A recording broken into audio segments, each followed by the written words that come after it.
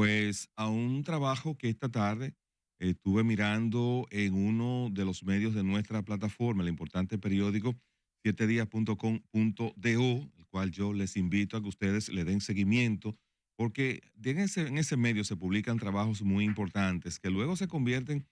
quizás en los grandes temas, pero parten de la investigación de ese equipo de profesionales que está pues presente y pendiente de llevar la información a través de ese importante medio digital de nuestra plataforma, 7días.com.do.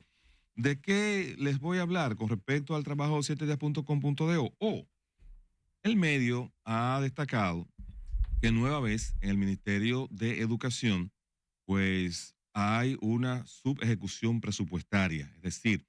se ha dejado de gastar por debajo de lo que se estableció en el presupuesto y eso ha sido pues una constante en los últimos años en esa institución, que es una institución transversal en República Dominicana porque la educación es vital, es esencial. Y cuando se dan este tipo de subejecuciones o que no se quedan por debajo, pues eso quiere decir o que hay temas de planificación o hay temas de ejecución que siguen siendo una gran debilidad dentro de ese ministerio. Y me lleva a mí a tener que concluir, lamentablemente, que en ese ministerio pues hay una discapacidad gerencial y la eficiencia está caminando con muletas. En los últimos años, los últimos 3 años, los últimos 4 años, y ya vamos para el quinto, pues la ejecución presupuestaria de esa institución se ha quedado por debajo. Entonces uno tiene que llamarle la atención hasta quejarse y molestarse, que uno ve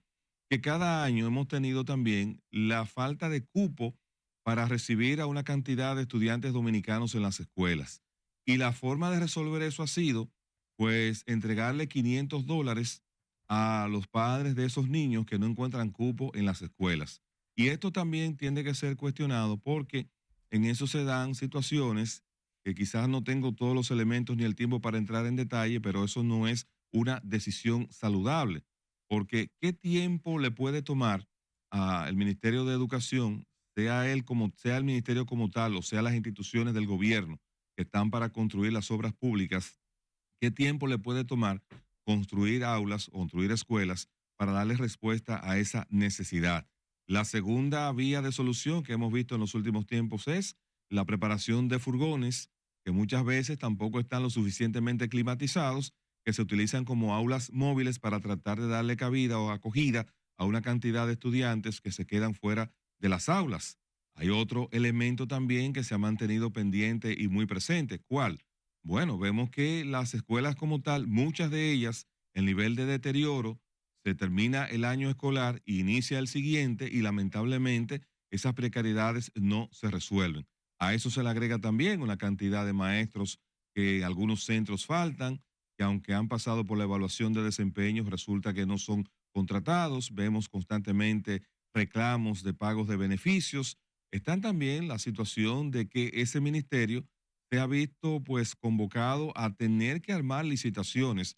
de último minuto para tratar de llenar requisitos con respecto al consumo de ese presupuesto. Pero también se han creado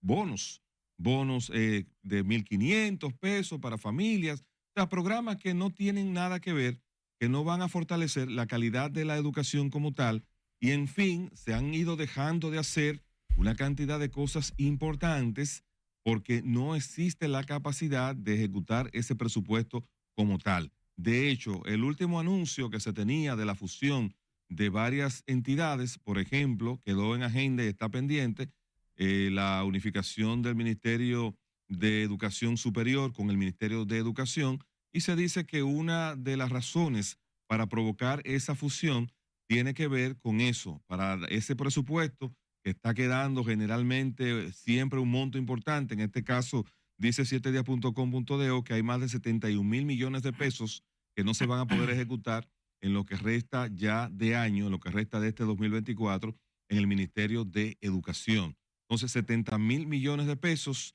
es un monto extraordinario, es un monto importante que el gobierno tampoco lo puede utilizar en otros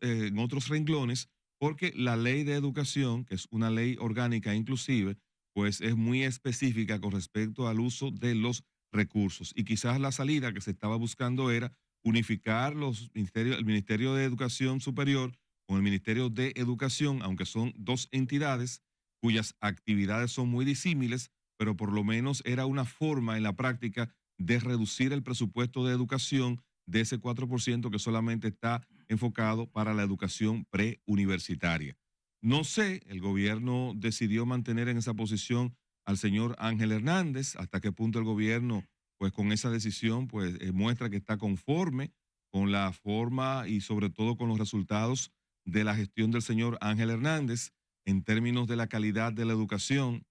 No es mucho lo que podamos tampoco exhibir. Cuando salimos de la pandemia, bueno, habían situaciones, pero ya tenemos varios años que salimos de la pandemia y seguimos sin mejorar los índices de la educación y en los programas que se han estado desarrollando, pues no tienen el impacto que se esperaba o el deseado para que uno pueda decir que nuestro país en materia educativa, a pesar de esa gran inversión o con esa gran inversión a favor, los resultados pues son sobresalientes. Con respecto a ese tema también está que el Ministerio de Educación se ha visto envueltos ya en varios señalamientos de indelicadezas en casos que son subsanables, tomándole la palabra prestada a la directora de Ética e Integridad Gubernamental. Sobre eso no se ha profundizado, sobre eso no hay una indagatoria por parte del Ministerio Público y se quedan esos temas en nebulosa, se quedan esos temas simplemente en declaraciones y medios de prensa. Otro año más que lamentablemente no se va a poder cumplir con la meta del 4%, otro año más en el que prácticamente pues se termina haciendo lo mismo de otros años, buscándole soluciones artificiales y eso a los problemas que se generan en esa entidad y eso también pone de relieve de que no es un tema de recursos, sino que es un tema de gerencia, es un tema de capacidad, es un tema de tener una visión más amplia y sobre todo otro aspecto que se ha descuidado mucho allí es el asunto este de la tanda extendida.